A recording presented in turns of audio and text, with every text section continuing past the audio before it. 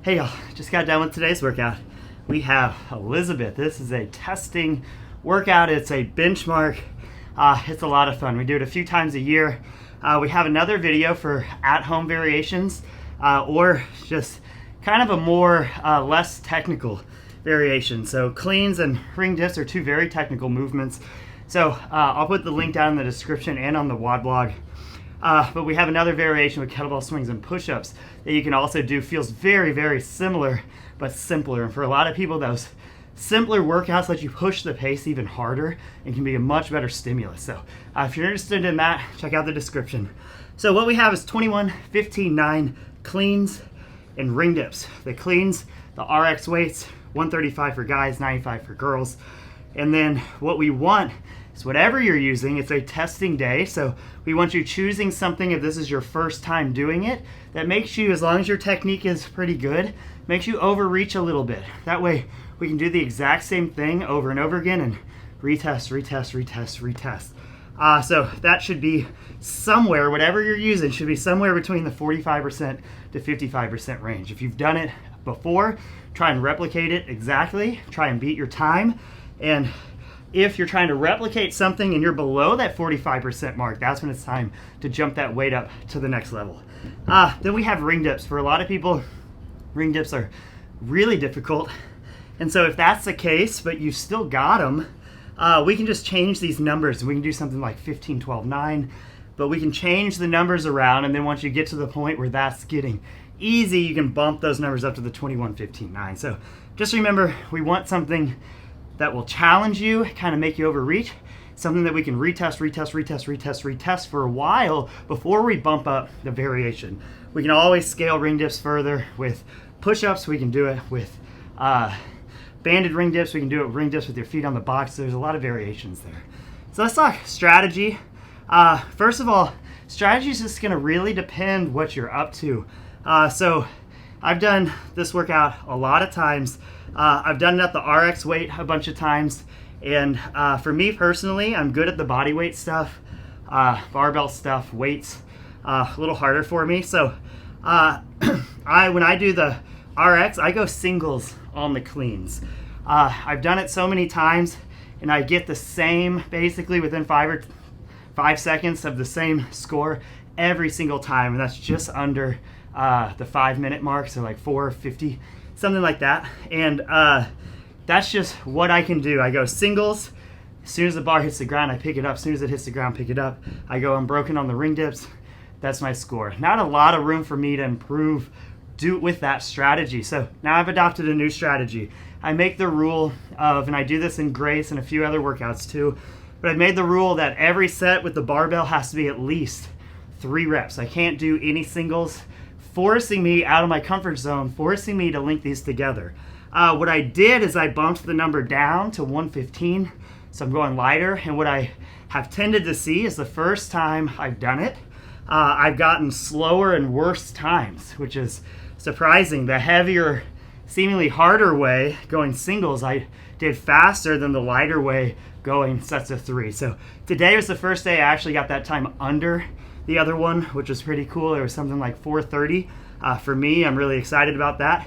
And so that's what I'm going to do. I'm going to continue to build on the linking. That way I can come back to the RX sometime in the future and see if I can actually give my old RX PR a run for its money now that I've developed my skill and strength and ability in linking. Now I can actually speed it up and I don't have to rely on the singles the whole time.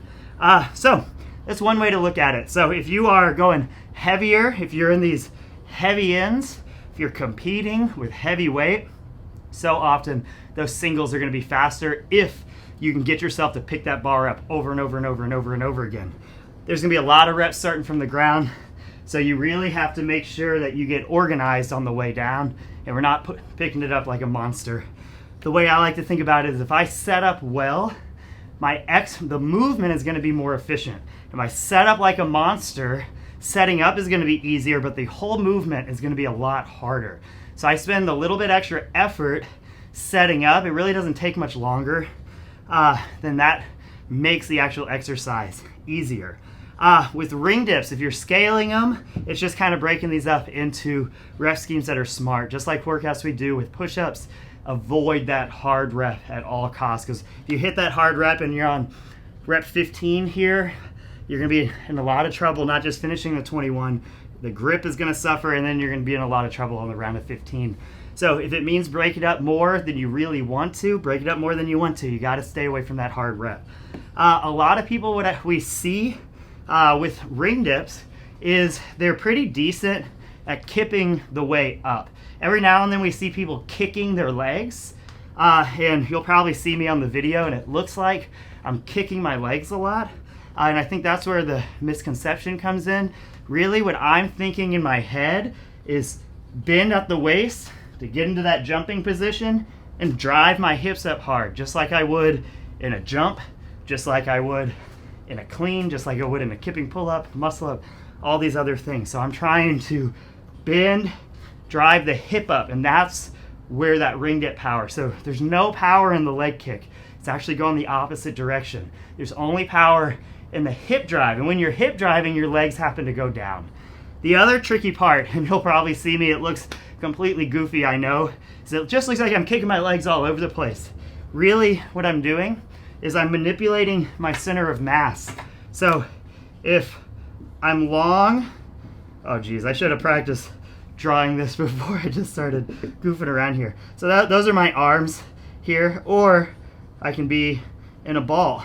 Both of those things have equal center of mass. But if I go like this and my whole body is down, now my center of mass has gone down.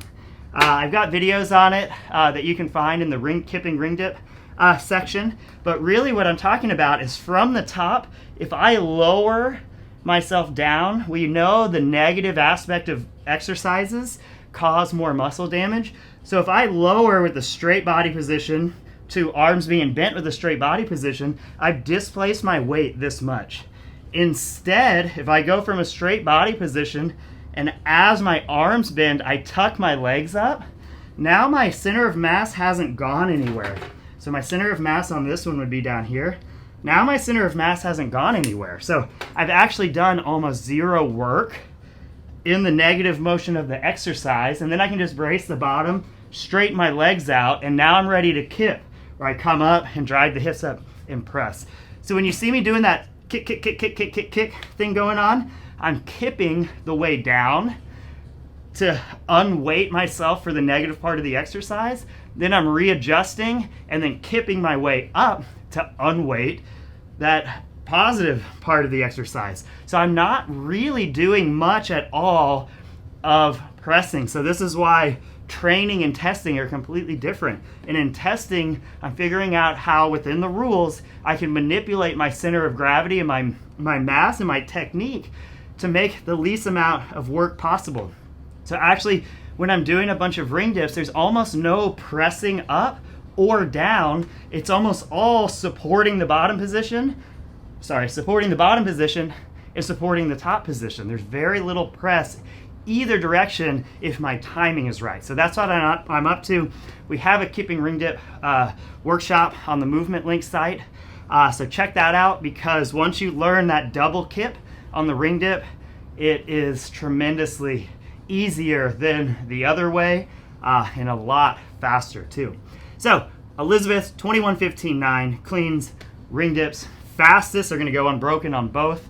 I'm nowhere near that on the barbell. I am there on the ring dip, so you just got to play to your strengths. And this is a short workout. You got to attack it. We're going to have a 10-minute time cap here. Unbroken, I did threes the whole time, and I got it done in 4.5. So typically what we see is fastest is like 3.5. Some really fast people. It's pretty incredible. But again, find something as long as your technique looks good. Retest exactly what you've done before until you get at a point where these are too easy or your barbell weight is below that 45%. Take the next level up where you're going to overreach and then work up to it. Have fun. We see this one a lot. Write it down. Give yourself notes. Talk to you soon.